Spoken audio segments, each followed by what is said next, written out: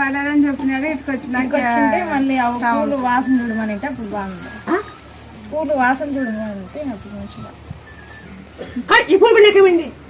బాగుంది. పూలు వాసన చూపించినాక బాగుంది. జనవరి బొమ్మనింది. నువ్వు ఫోన్ చేసింటే అమ్మ చెప్పింటే బాగైంది. మళ్ళీ పిల్ల ఉంటుంది. తెలమ్మ ఉంటుంది. నాకు గన నీకు గనొస్తుంది. నాకు గన చేతులు ఇంకేముంది.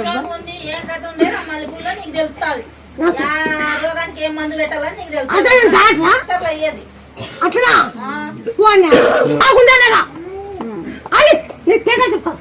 సరే